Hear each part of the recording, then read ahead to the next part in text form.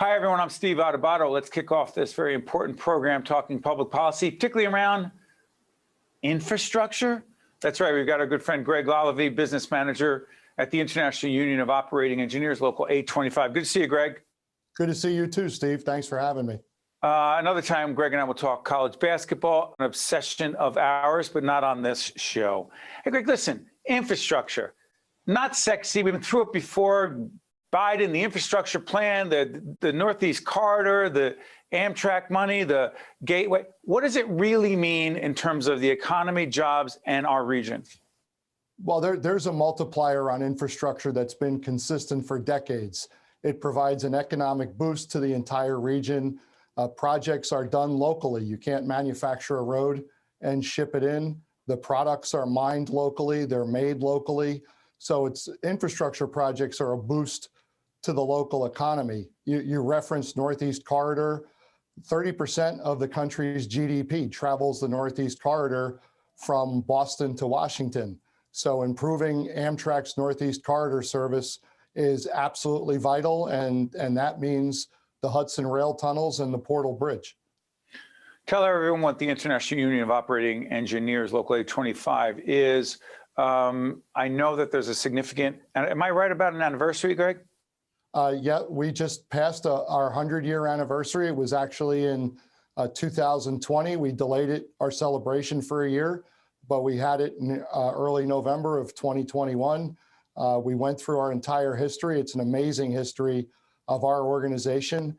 And you asked the question, we are 7,500 men and women who are known most for operating heavy construction equipment. We build the nation's infrastructure. And when we look back at 100 years of projects, it's pretty astounding what we've been involved in over the years. By the way, Greg just gave me a book. Let me disclose, I teach a leadership academy at Local 825. And when I was leaving, Greg left me a book about the history of 825 and the International Union of Operating Engineers. I thought I knew, I did not. It is compelling. And then also let's put up the website for 825 so people can find out more. Greg, let's do this. When it comes to the issue of climate change, we have a whole range of interviews. We do a lot of programming about energy policy, the Governor Murphy's quote unquote energy master plan. We're actually doing an interview with the head of the BPU as we tape today, Joe Fiordaliso. What is the governor's master plan, energy master plan, A, from your perspective, and B, what concerns, if any, do you have about it? Well, the Energy Master Plan talks about moving away from fossil fuels and moving into complete electrification, looking at the offshore wind and solar projects and things of that nature. Our concerns, there are a few.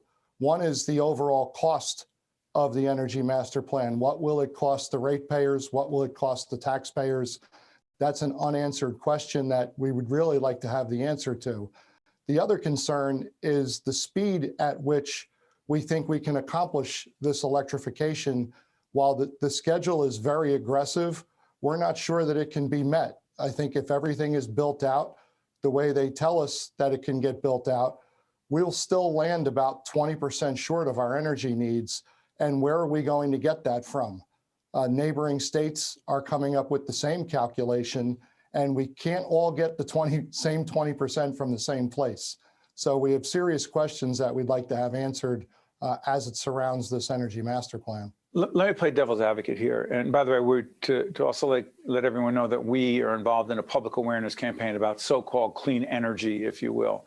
But at the same time, here's the thing. So say you're concerned about climate change, and that's not say you are, you are.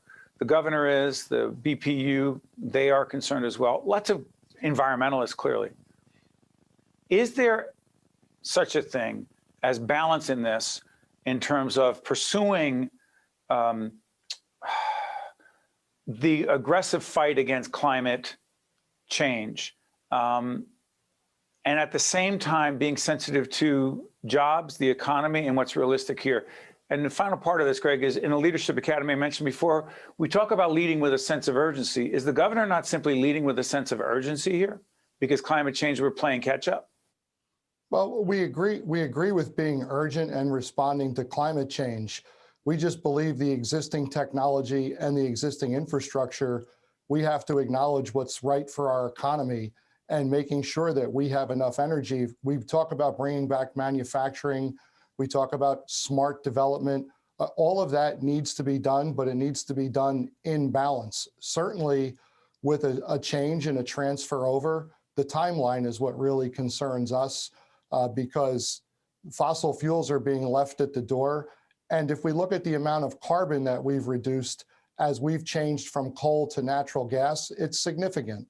So we think that we can keep natural gas as a component of our energy portfolio for the foreseeable future. And yes, eventually it may wane and peter out, but for the timeline that's set, we believe it has a place and an absolute necessity to keep in the energy portfolio. It's going to be a very interesting discussion moving forward, and we'll stay on that discussion from a policy perspective. Also, when I say policy, it's not just pie in the sky policy, it's policy that impacts people's lives more directly. Let me ask you this, Greg. President Biden, to what degree what grade do you give him, A and B? Why do you give him that grade when it comes to leading the infrastructure fight in this nation? And also given how long it's taken to get anything done down there in Washington? Well, to give him a grade solely on infrastructure would be to give him an A. He got an infrastructure bill through, and he did it more or less the old-fashioned way. He brought in people from both parties, had a discussion, listened to concerns, had them exchange ideas. You referenced some of the dysfunction in Washington and an inability to get things done. The fact that this got done was a testament to his leadership and the fact that he's listening and talking to people. Talk about the jobs that come out of this infrastructure, this $110 billion infrastructure initiative. Because sometimes the millions and trillions and billion people, what does it mean? Talk jobs. Well, the jobs are going to be significant. We're going to have an opportunity to build out a lot of things. There's $7 billion for road work. New Jersey generally runs at about $2 billion per year. So infuse, another 3.5 years of capital construction into the mix, and that's incredible. $4.2 billion in transit, $1.1 billion in bridges. We can talk about 500 structurally deficient bridges around the state of New Jersey. You can take a look at 495 in Hudson County, built in 1929, has almost 170,000 car trips per day.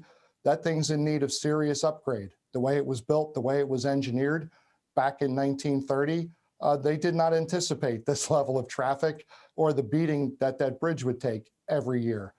Separate and apart, Amtrak getting a large allocation. A few seconds, Greg. No, go ahead. Finish your point. A few seconds. Amtrak's going to get a large allocation to potentially complete the Gateway project. All signs point to the Hudson Rail tunnels being done. There's going to be more work in this area because of this infrastructure bill than I think we could ever imagine. Yeah, people can talk about infrastructure in the abstract and the amount of money being spent, but to understand the impact, particularly in the New York, New Jersey region, is critical. And Greg mentioned Amtrak. We'll be having Tony Kosha from Amtrak on to talk about that. Hey, Greg Lalevee, International Union of Operating Engineers, Local 825. As always, thanks for joining us, Greg. Thanks, Steve. Great to be here. You got it. Right back right after this. Hi, I'm Joe Roth. In New Jersey, there are nearly 4,000 residents in need of a life-saving organ transplant, and one person dies every 3 days waiting for this gift of life. One organ and tissue donor can save 8 lives and enhance the lives of over 75 people. You have the power to make a difference and give hope. For information or to become an organ and tissue donor, visit www.njsharingnetwork.org, and be sure to talk with your family and friends about this life-saving decision.